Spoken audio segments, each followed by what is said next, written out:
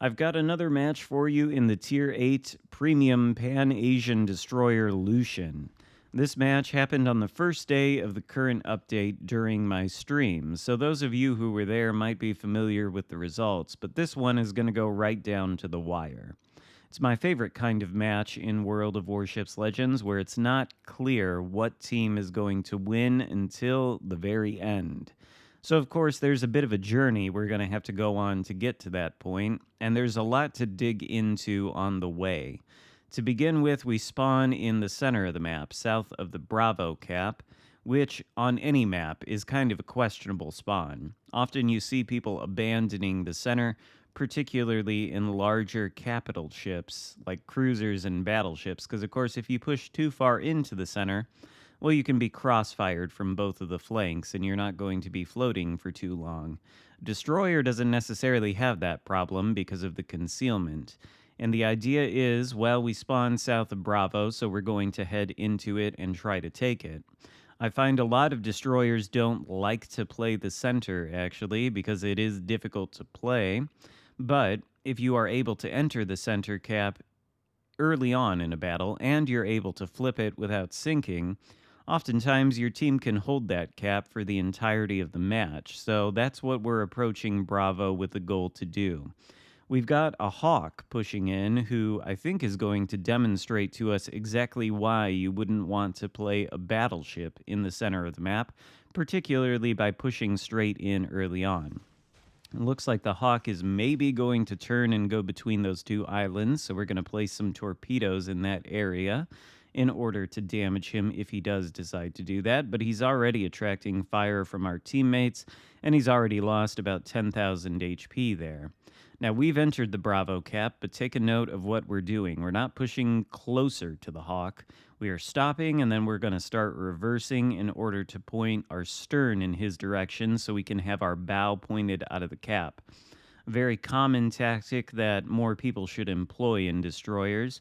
You want your bow pointed in the direction of safety, because if we get spotted here, we could take a lot of damage, and that's going to be unnecessary. We want to avoid taking as much damage as possible, especially when less than 5 minutes have elapsed in the game. The more HP we have, the more ability we have to make plays, particularly if we get into gunfights with destroyers. In any case, the Hawk has entered the Bravo cap, so we have left it. This is something you can, in fact, do in your destroyer. Too often I see destroyers sitting on caps within the first 5 minutes and getting overwhelmed by the enemy presence and then sunk. That's useless to your team. You do not want to sink at all, really, in a destroyer. You really want to play for the full 15 minutes if you are playing a destroyer, because you're so influential and you can have so much battle impact over the course of those 15 minutes. You don't want to sink in the center of the map, trying and failing to get the Bravo cap. That's not going to do anything for your team. Hawk is taking a lot of damage, and he's been reduced to so little HP that we're going to be able to finish him off with our guns. And because of the single flood we got on him a little bit earlier with the one torpedo that managed to hit, we actually get the Liquidator medal on the Hawk, which is nice to see. That's not a medal that I get too often. And that's when the Lightning decides he wants to open fire, so of course we will return fire in that direction. In a contest between guns, the Lightning is formidable, but the Lucian should be able to beat it. Lightning smokes up, probably because he realizes he doesn't want to take all that damage from our guns, and we should be able to enter the capture circle ourselves now. Hopefully this time we'll actually be able to flip it, but if not, we are, of course, okay to run away and try again. Now, as for the situation developing on the minimap, the blue team has secured Alpha, and it looks like we are gaining points from it, but there is a heavy red presence north of the cap, and they could push in at any time. Meanwhile, the Charlie cap has been flipped, likely by the other enemy destroyer who is not the Lightning. And we know the Lightning's still hanging out outside of the cap somewhere. We do get a brief look at some torpedoes. Those could have been from the Lightning or from the other destroyer, which is a small end, a little bit of a problem because he does have radar. In any case, we're able to catch the Lightning outside of his smoke screen and then deploy our own smoke screen and sonar. Of course, the sonar has a 5.4 km ship detect, so we are able to catch the lightning. I think he might be aware of the sonar parameters on the Lucian because he does run away, and that's fine. We're going to be able to sit in our smoke screen. We've got the sonar up for advanced warning of torpedoes, but there, the radar from the Småland. He's approaching from the Charlie cap, and there he is. We catch him in the sonar. We're going to be able to return fire at him a little bit, but we do need to back further away. We don't want to take too much damage if we can help it. In fact, we're just going to back far enough away that we're going to be able to avoid most of the damage. Well, maybe not most of it. Both the Lightning and Småland hit us, but the Småland's radar isn't very long duration. It goes out, and we're able to deploy our first heal. In any case, we know there is both a Småland and a Lightning in this capture circle, and there is a battleship over there to the left of the screen. So we don't want to push in and get spotted. If we push into both Småland and Lightning, they're going to have a much easier time shooting us. Instead, we want to run away. We get a little bit more damage on the Småland as we go, but we're going to eventually have to abandon this cap. Looking for the battleship over there, it's a Bismarck. We don't want to push back into the cap and get spotted by the Lightning and Småland while we've got a Bismarck 7 kilometers away from us. His secondaries and his main guns are going to deal an awful lot of damage if we're spotted, so he is going to be a problem. We're going to launch torpedoes in his direction because it looks like he's about to turn into the cap, and we can probably catch him with a bunch of torpedoes. But his presence here is going to prevent us from entering the cap right now. This is a scenario where you really do have to send torpedoes at a battleship and take it out. If we try to enter the cap with the Bismarck still in, then likely we're going to sink. We've also got a Pommern coming from that direction, and if these guys are allowed to push in, well, our team is in a bit of a bad position.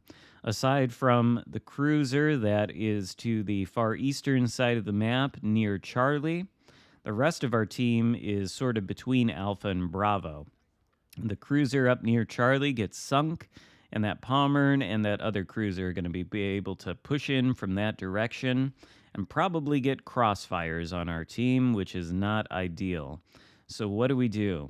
Well, we have to play somewhat defensively. We can't simply push in, and there really aren't too many good choices right now. I think what we're going to do is smoke up here and try to get some damage on the Pommern as he pushes in. He's just shot his guns, so we should be able to keep him spotted as he comes forward. We're going to open up fire with the HE, hoping to light a couple fires there, and I was hoping I was close enough to the Bravo cap to actually back into it, but it doesn't look like it is to be, so that's fine. If we can dissuade the Pommern from pushing in on this flank, then we can help our teammates out a little bit. One of them gets a good hit on the Pommern. He might not actually even be able to see our teammates because of our smoke screen, which is ideal. Of course, we lose spot on him, so we're going to have to reverse out of the smoke screen and reacquire vision. As we do, one Iowa on the red team goes down. We spot both the mines and the Pommern. Pommern is burning nicely from our fires. Mines looks like he's about to get into cover. So we'll take an opportunity to get a little bit of damage on him as we go back into our smoke screen and avoid his return fire. We get one lucky fire on the mines, which is enough to take him down for our second kill of the game. And Pommern has taken himself away from the battle behind the island. He's still on fire. We shoot another salvo at him and get spotted by the enemy destroyer, at least one of them. The Bismarck is now behind the island, so we don't have to worry about any fire from him, and Pommern can't hit us either. So maybe now is the correct time to get back into the cap, but we don't quite know exactly where the two enemy destroyers are. We know they spotted us, and we know we are located. That's probably from the Småland, not the Lightning. Lightning has just appeared in the Alpha cap, and he's no immediate threat, so it's the Småland we're going to have to deal with around here. We get back inside of the cap.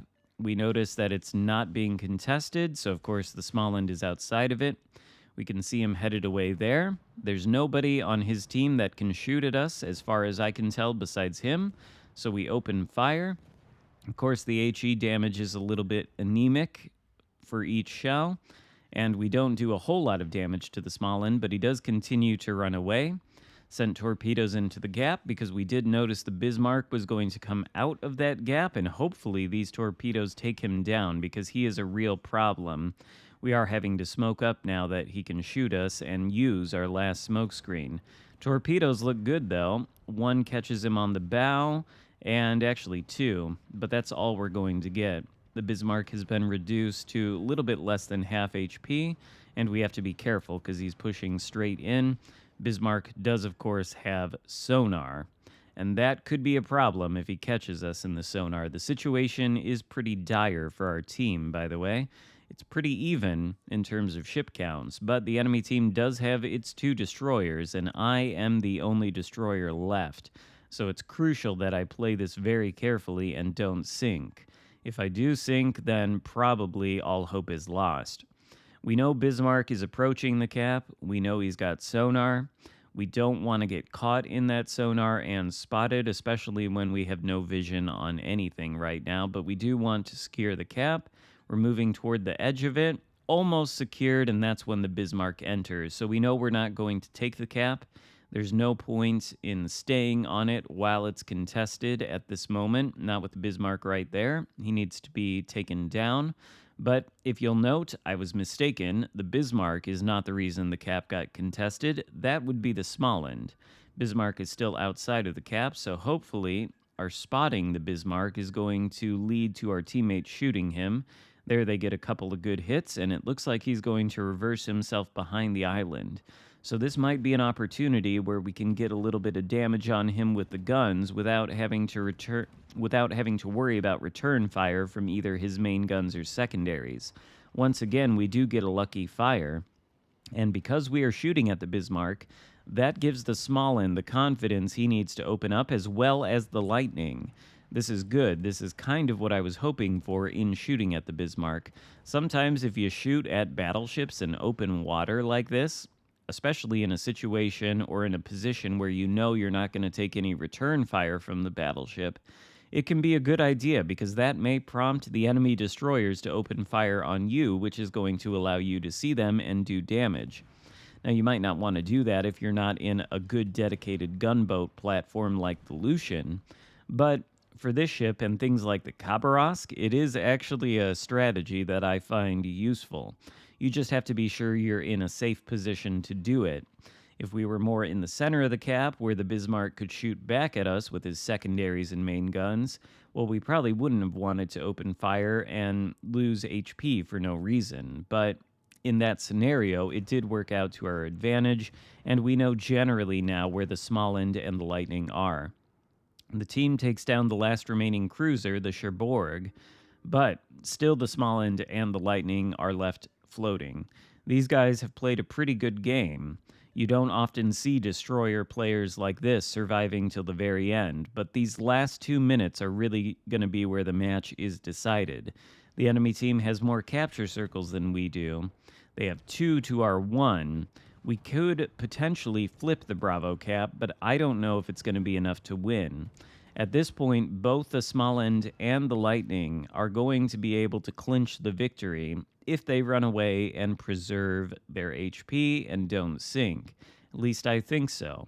We're now entering the Bravo cap with about 1 minute and 20 seconds, and note, for this entire battle, we have basically stayed in the center of the map, near the Bravo cap. We flipped it once.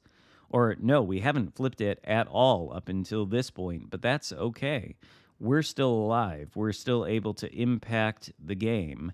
This is crucial if you're playing a destroyer. Again, you really want to play for the full 15 minutes.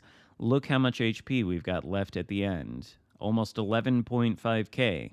We know both Småland and Lightning are on exceptionally low HP. Only a couple hits to take them out. And that is going to put us at a huge advantage, even if we run into both of them. It's going to give us the ability that we need to win the game.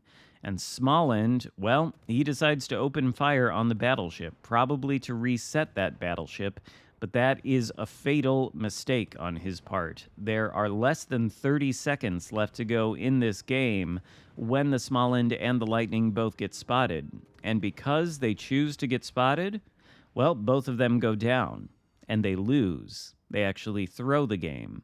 I think if they had lived, if they had not fired their guns and instead had sailed off into the sunset, well, this would be a very different result screen. I think the red team would have won.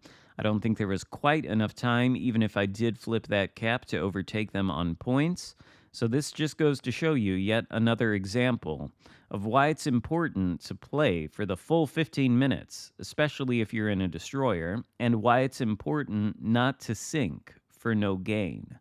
Hope you enjoyed this video. Hope you found some of the advice at least helpful. If so, give it a thumbs up. Consider subscribing if you haven't already, and I'll see you next time. Goodbye.